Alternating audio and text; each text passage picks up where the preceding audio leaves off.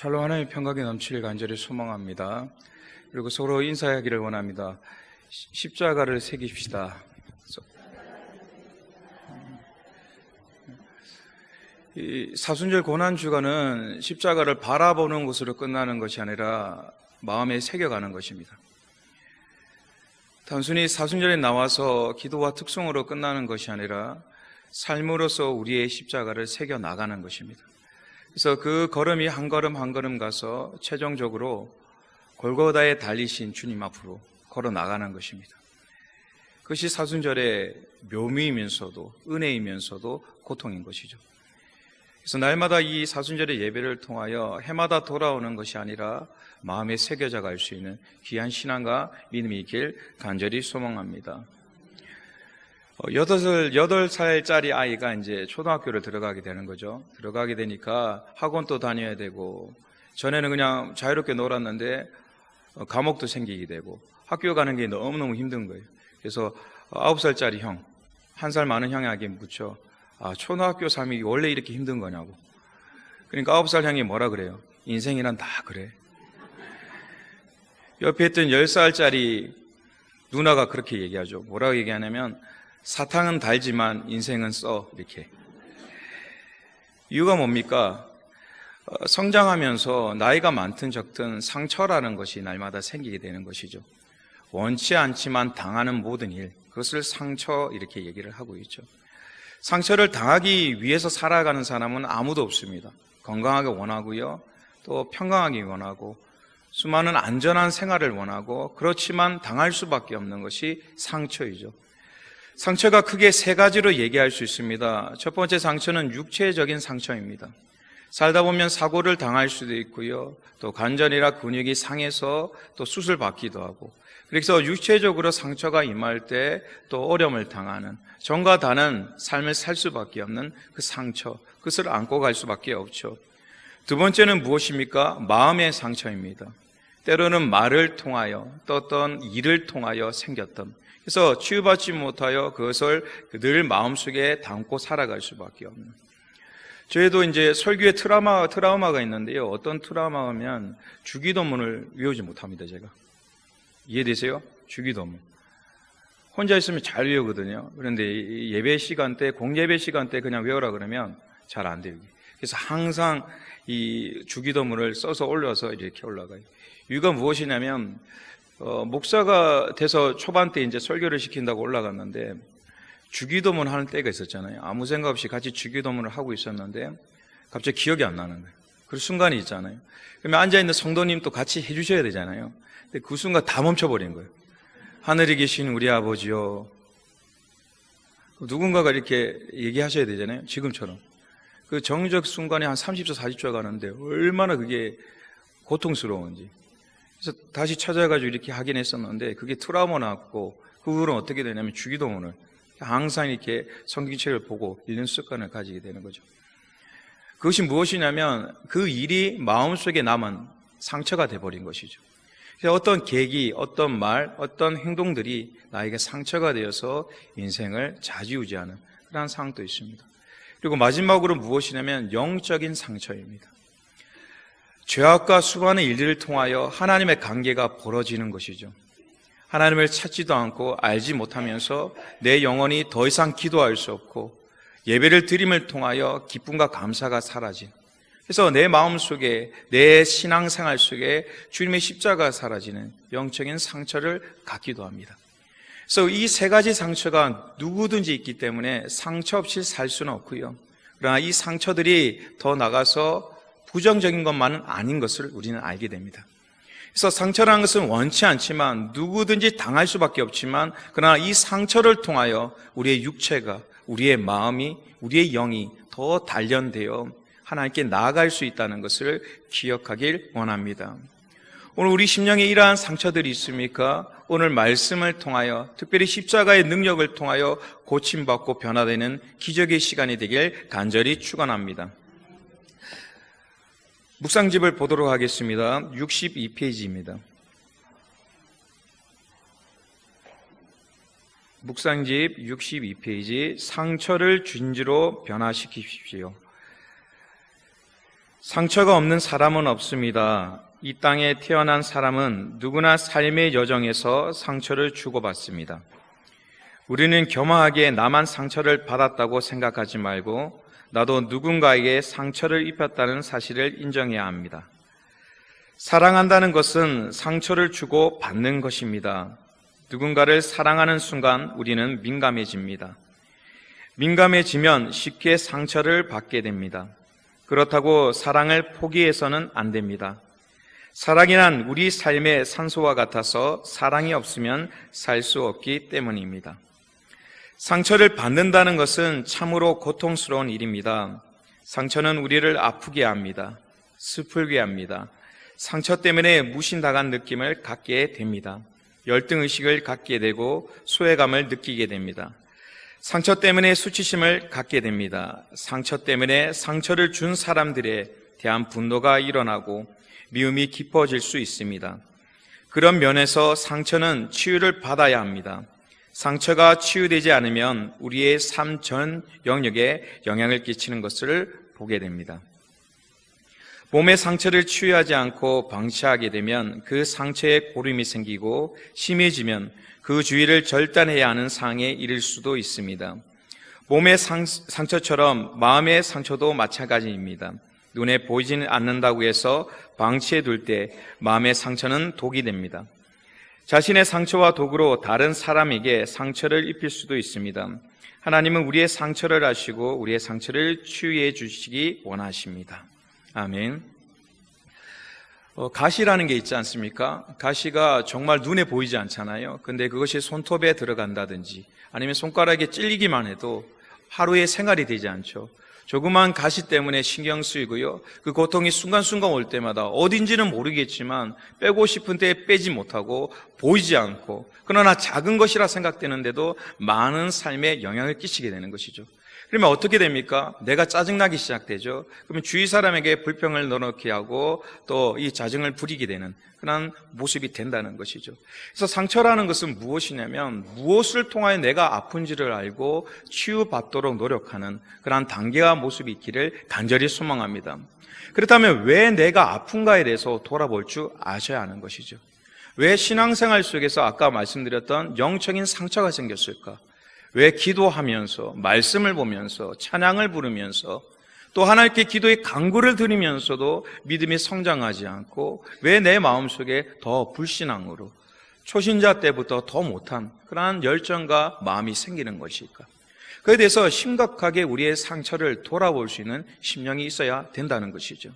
때로는 기도를 통하여, 때로는 말씀의 묵상을 통하여, 때로는 상담을 통하여 왜 영적으로 내가 상처를 가지고 있는가에 대해서 심각하게 돌아보셔야 된다는 것이죠.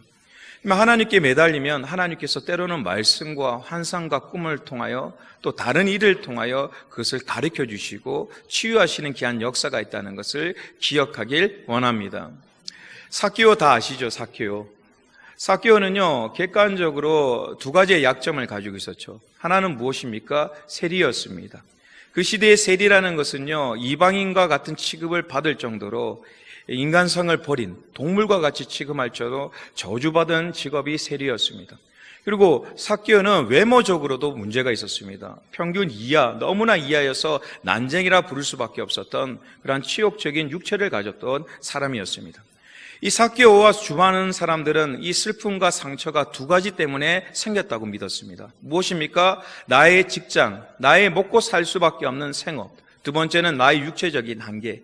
이것 때문에 많은 사람들에게 지탄받는다라고 생각했지만 주님께서는 뭐라고 얘기하셨습니까? 그 두 가지의 문제가 아니라고 말씀하셨습니다. 무엇입니까? 주님을 만나지 못하였던 것입니다. 주님을 만나고 난 뒤에 모든 문제가 사라졌습니다.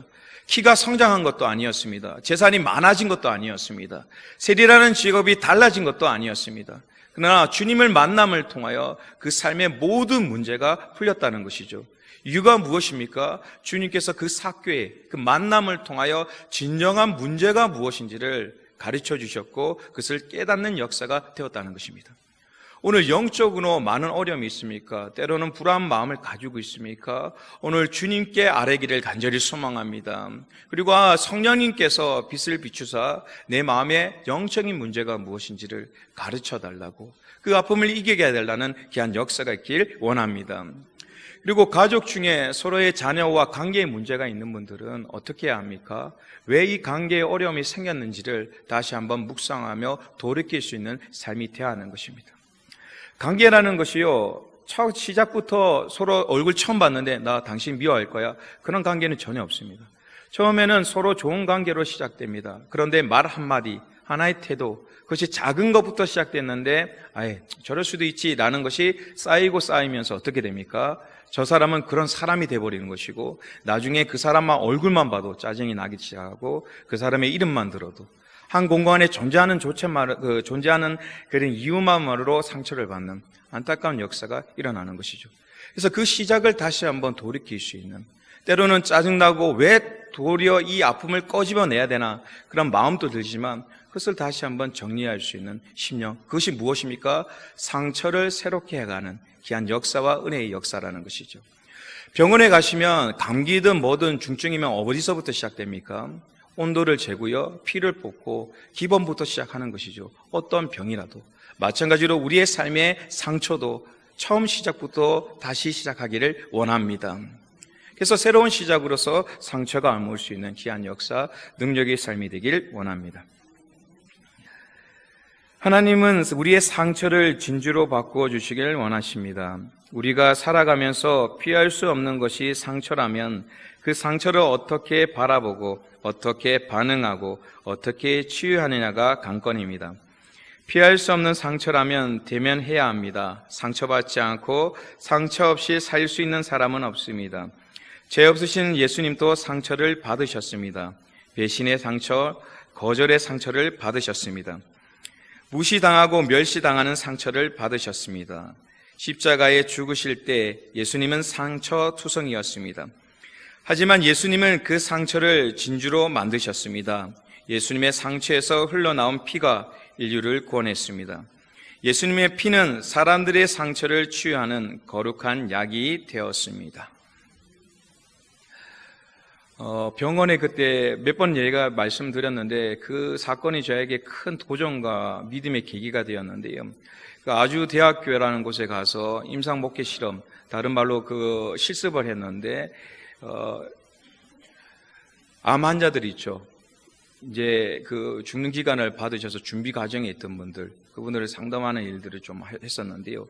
그 당시 아주대학교에 있던 그날 특별한 날이었어요. 이제 방문해서 그 병원을 좀 소개해 주겠다라고 했던 곳이 어디였냐면 피 검사하는 곳. 그 피 검사 연구하고 그곳을 이렇게 들어가게끔 해주셨는데, 그게 보니까 뭐 모르죠. 저희들은 피가 막 돌아가고 또 피가 받은 것을 또 냉장고가 있고 수많은 그것들을 보면서 믿지 않는 분이었는데 그분이 그 얘기를 하시는 거예요. 병이라는 것은 약으로 치료받는 것은 하나도 없대요. 어떤 병이든 약을 통해서 치료받는 것, 그 약 때문에 회복되는 것은 없다라고 얘기해요. 그럼 왜 약을 먹습니까? 스스로 낫도록 도와주는 역할을 한다는 것이죠. 그 약 때문에 치료받는 것이 아니라 그 약이 우리 몸을 도와주는 것이죠. 그래서 그것을 이길 수 있는 힘과 원동력을 주기 때문에 약을 먹습니다라고 얘기하는 것이죠. 그래서 어떤 약도 그 약 때문에 치료받는 것이 아니라 몸을 도와서 몸이 스스로 자생력으로 일어난다라고 얘기를 하는 것이죠. 그러나 단 한 가지, 외부적인 이것 때문에 죽는 자도 살아나는 역사가 있는데 그것이 바로 무엇입니까? 피라는 것이죠. 피. 피는 피가 없는 사람에게 피를 넣어주면 그 피 때문에 사는 것입니다. 그 얘기를 하는데 제 마음속에 어떤 마음이 들었냐면 주님의 보혈, 주님의 보혈. 오늘 우리의 상처들은요, 수단과 방법을 통하여 낫기 위해서 노력했지만 치료받지 못한 부분들이 참 많습니다. 때로는 육체적인 부분, 마음의 상처인 부분, 때로는 영적인 부분, 우리가 몸부림쳤지만 치료받지 못하였던 수많은 부분들이 있습니다. 근데 오늘 말씀을 보니까 그 모든 부분이 치료받을 수 있는 방법이 있다고 말씀하고 있습니다. 그것이 바로 무엇입니까? 주님의 보혈입니다. 주님의 십자가의 보혈은 그 피 때문에 우리가 사는 역사가 일어날 줄 믿습니다. 그래서 오늘 기도 시간 때 우리의 상처를 주님의 보혈 앞에, 주님의 십자가 앞에 내려놓길 원합니다. 믿음을 가지고 내려놓길 원합니다. 내가 용서하지 못하는 것들을 주님의 보혈 앞에 내려놓습니다. 주님의 보혈로 오늘 씻기시고 회복시켜달라는 그러한 치료의 기도가 우리 삶 속에 충만하기를 원합니다. 주님의 보혈로 씻김을 당하지 않는 것은 없습니다. 죽을 병도 낫게 되고요. 연약한 모든 부분들이 주님의 보혈을 통하여 치료받고 회복되었습니다. 그래서 우리는 오늘 포기하지 마시고 우리의 상처, 아프지만 그것을 하나님께 드릴 수 있는 귀한 시간, 능력의 시간이 되길 간절히 소망합니다. 그래서 이 예배 시간이 끝난 후에, 사순절이 끝난 후에 정말 주님의 십자가를 통하여 내가 새로워졌다라고 간증할 수 있는 살아있는 역사의 시간이 되길 간절히 소망합니다. 하나님께 우리의 상처를 가지고 가면 하나님은 우리의 상처를 치유해 주십니다. 예수님은 상처를 준 사람들을 용서하셨습니다. 상처를 치유하는 길은 상처와 화해하는 것입니다. 힐데가르트는 자아 완성의 기술은 상처를 진주로 바꾸는 데 있다고 말했습니다. 자신의 상처를 진주로 바꾸는 것은 예술입니다. 여인들이 좋아하는 값진 진주는 조개의 상처를 통해 만들어진 것입니다. 하나님은 진주를 통해 상처가 진주가 될 수 있다고 우리에게 가르쳐 주십니다. 알세름 기린은 내가 상처를 받는 그곳에는 나의 보물도 있다고 말합니다. 우리의 상처와 고통이 사명이 될 수 있다는 의미입니다. 다른 사람의 상처를 보고 경멸하고 아파하지 않는 사람을 어찌 인격적으로 성숙하다고 말할 수 있겠습니까? 아멘. 신앙생활하면서 제가 큰 딜레마를 빠졌는데요. 목회자가 무엇인가에 대해서, 누구인가에 대해서 큰 딜레마를 빠졌습니다. 어느 순간에 가장 많이 설교를 하고 예배를 드리는데 마음에 십자가의 감동이 사라지고요. 일이 되는 거예요, 일. 여러분, 주일 성수가 어떻게 생각됩니까? 하나님 만나는 시간, 또 하나님 만나는 곳, 그런 마음으로 오십니까? 근데 사역을 계속 하다 보면 제가 말씀드렸죠. 대학교 때부터 계속적으로 지금까지 한 번도 쉼 없이 사역으로 달려왔죠. 전도사가 되고 목사가 되고, 그러면서 어느 순간에 생겼던 것이 직장이 돼버린 거예요. 예배가. 교회가 무엇입니까? 직장이 돼버린 것이죠. 그래서 십자가를 이렇게 바라보고 교회를 와야 되는데 가기가 싫은 거예요.